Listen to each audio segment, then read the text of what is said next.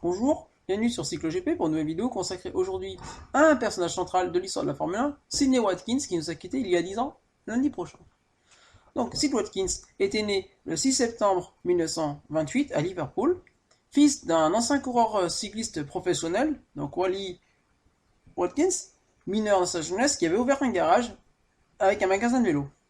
Donc, il grandit un peu dans cet univers automobile, mais lui veut devenir médecin, au grand désapprouvement de son père. Son père lui veut qu'il reprenne le garage, et donc Sid Watkins, il va bosser durant sa jeunesse entre le magasin de vélo du papa et les études, pour financer ses études.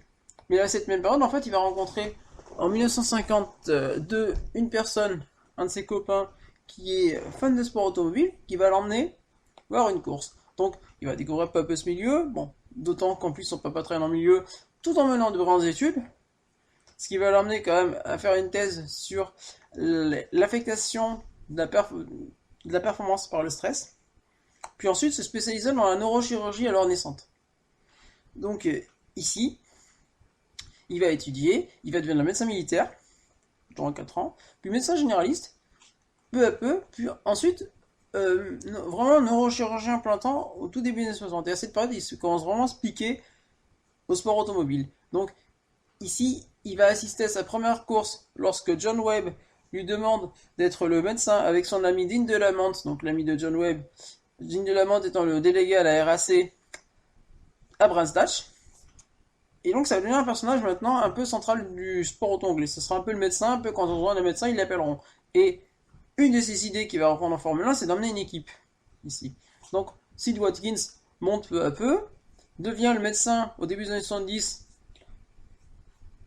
du Grand Prix de Grande-Bretagne en Angleterre, mais avant ça a été le médecin notamment du circuit de Saint Jovite et de Watkins Glen, puisqu'il était à ce moment-là en poste à l'université de Syracuse aux États-Unis comme médecin enseignant. Il était. Donc ensuite, il progresse, il progresse.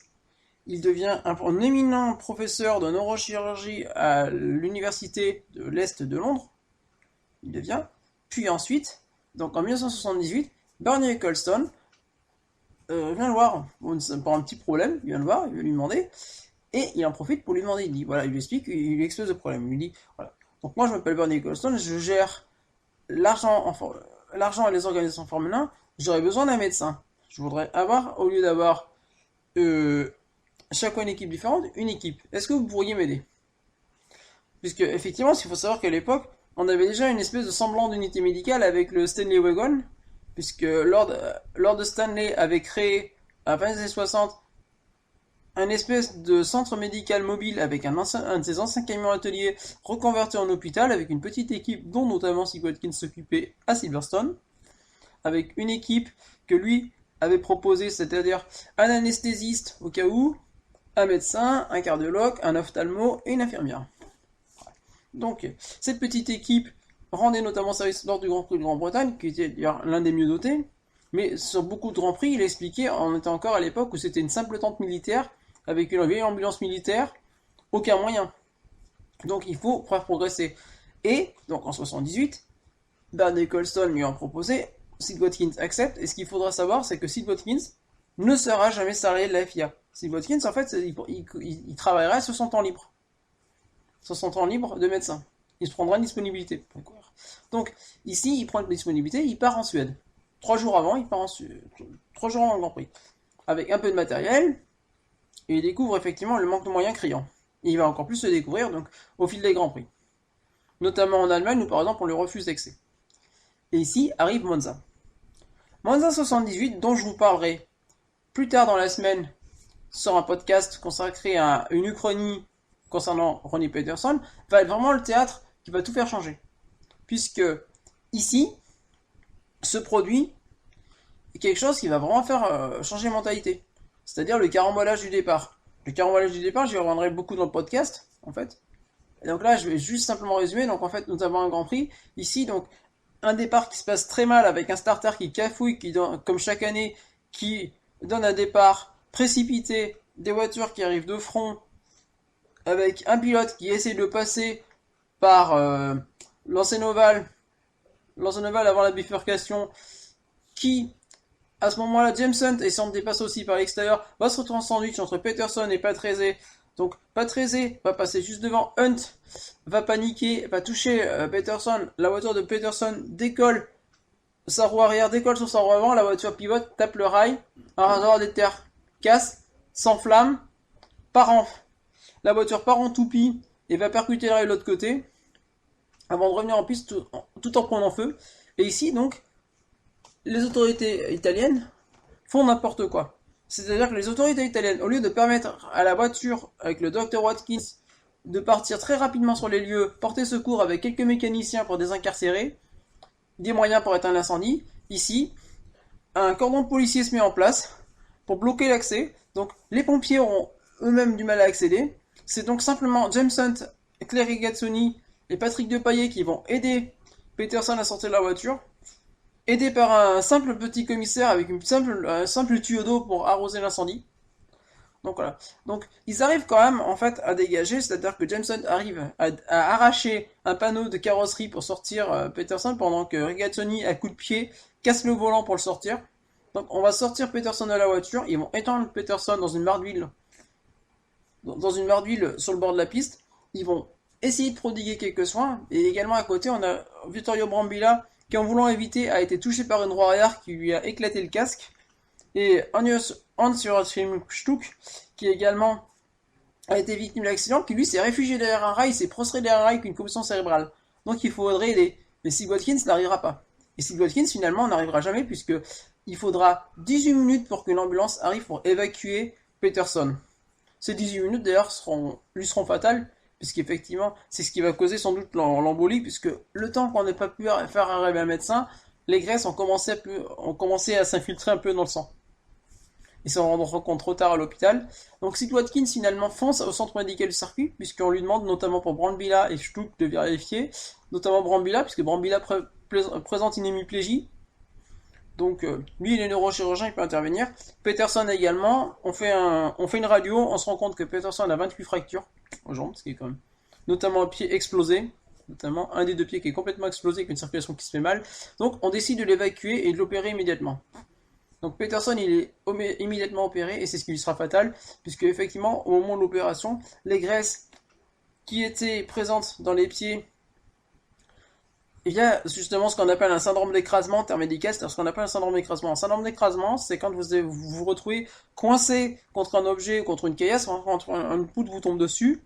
C'est pour ça qu'on fait avec énormément de précaution dans ce cas-là. En fait, ça fait qu'en fait ça écrase. Donc les muscles sont écrabouillés, donc ça fait sortir la moelle osseuse. Et la moelle osseuse est riche en graisse. Ça passe dans le sang et ça peut provoquer des embolies ou des œdèmes. Donc un tas de complications très compliquées qui sont amenées à l'amputation d'ailleurs dans ces cas-là, c'est pour ça qu'on l'ampute, je pense, dans ces cas-là, pour empêcher ça.